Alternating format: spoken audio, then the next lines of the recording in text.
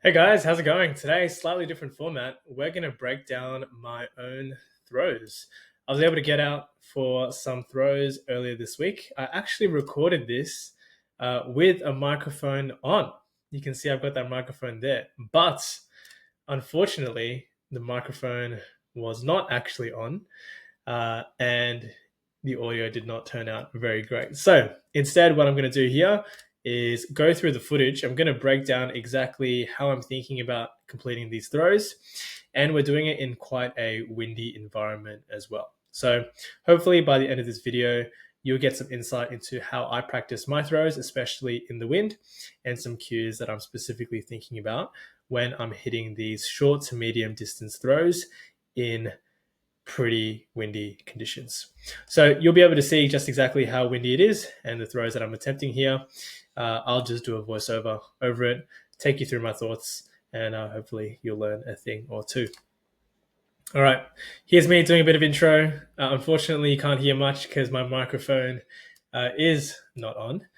But I'm here throwing with my partner, Mei Lee. Also, thank you for being available and helping me out with this video. You can see just how windy it is with my jersey there. See that disc is popping up already. So I wouldn't say we're in a strict upwind or downwind in this scenario. It is quite swirly. The particular spot we're at, there's trees around, but the wind is quite swirly. So what I'm focusing on here is just making sure that I'm getting a lot of finger and wrist snap into my throw. So you can see that flick pushes a little bit too high, just because that happens when you have windy conditions. Sometimes if you leave the disc floating in front, the wind can pick it up. You can push it up. So here I'm really focused on getting that snap, pulling it back, and getting that nice and flat release so the wind doesn't have as much impact onto the throw. Here I throw a no pivot backhand. I realize that it pushes a little bit too far to the right.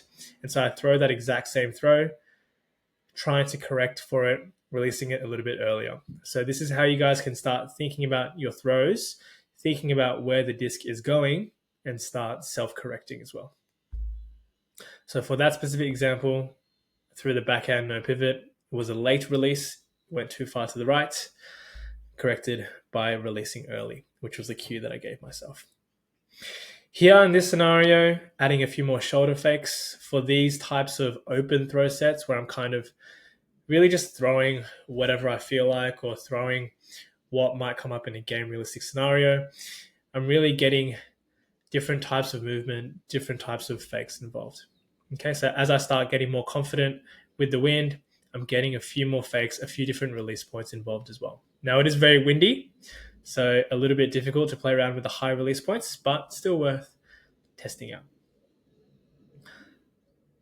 So a few flick high releases, again, tricky in the wind, right? So with those first two going a little bit awry, a little bit inaccurate, I'm just going to repeat it a little bit just so I can get some good touch and get a few quality reps to see if I can get it a little bit more accurate, a little bit more direct. So you can see by the end of those 3 or 4 reps, pretty close, pretty accurate as to what type of throw I want to achieve. Now again, we're adding in a few more shoulder fakes. I think this action is very powerful, especially when you're low, when you're being marked by someone who's wanting to bite on a specific throw. Good for us to be able to move left and right with the disc and get a release off quickly. All right, here I'm talking about something to the mic. Unfortunately, it doesn't get picked up. But I think what I'm saying is now we're going to move on to a more catch and shoot type of throw with a little bit more shoulder fakes, which is seems like what I'm trying to say. So for these open types of drills, when I'm working on these more game realistic type throws, I'm really trying to emulate what it's going to feel like in a game environment. Again, catch, and then try to get the release off. And you can see, even now I've added the catch variation with this wind. Now it's making it a little bit more difficult to get the desired height that I want. You can see that first 1 or 2, a little bit lower than I want. So what you're probably going to see me do is just get a few more reps controlling the height and trying to get it closer and closer towards chest height. So really important that we look at the outcome of the throw and that we self-correct. What you'll notice as well on these backhands is I'm not including a lot of torso rotation, right? We're doing a challenge at the moment with our December lock-in challenge. We're giving a lot of feedback when it comes to these backhands for our athletes as well. And a lot of you guys sometimes have a little bit of extra movement in our backhand from the body, which we don't want. Okay, so what I'm seeing a lot at the moment is a lot of backhand motion that has a big rotation of the upper body, a big rotation of the torso, right? And this actually leads to inaccuracy because we're using a bigger muscle group. We've got more rotation. If we release it late or early, it'll go somewhere off. What I want you guys to focus on instead is to have more of a forward drive in our finger, wrist, and forearm. So more of a forward snap, and we're releasing where we want the disc to go. So you can see there's a big focus on these pivot throws, on these pivot backhands, of me getting that snap moving forward, having that release to the side of me, and making sure that my body is not rotating too much. Okay, so that power is coming from the finger, wrist, and forearm. Those grip exercises that we have inside the group, where we're working on building these muscles, are really going to help as well. You can see it's super swirly, windy conditions, so it's really important that we have that snap and have that control. And you can see as you start getting more confident, that can translate into more throws like this, where we can throw without having to establish a pivot because we already have that power in the finger, wrist, and forearm. And remember, this is really windy. So this means that I'm able to get this release off fast, accurate, and in windy conditions. Cool. So yeah, here's what I'm talking about, that with the mic on, obviously it's off, so you're not going to hear the audio. But all I'm saying here is that we don't really want to rotate our body too much. Instead, we want to have that action going forward with our fingers, wrist, and forearm, and our elbow extending, as opposed to rotating our body. So for these shorter distance throws, our arm movement alone should be enough. As we start pushing for further distance, we can rotate more. But for these short distances, we want to make sure that it's our finger, wrist, and forearm snapping in front. And you can see we're able to get a really smooth, accurate release without too much body momentum. Cool. Get in a few flicks as well. Again, we want to bring that elbow out across. Make sure our wrist is leading. We draw that small circle with our elbow, with our wrist coming through. Make sure we get nice control with our fingers, wrist, and forearm as well. So mixing up a few different release points here as well, just so we can get some variety there. And a few wide pivot low releases there as well. Good for the wind, especially if we're pushing upwind. We want to make sure we bring that release point nice and low. So I think the previous one, we had that release be a little bit lower than I wanted, right? So this one release was a little bit low. So again, the next one I'm correcting, trying to get that to the ideal point, telling myself to release just a little bit higher. And that's me saying, well, look at that. How good, how accurate.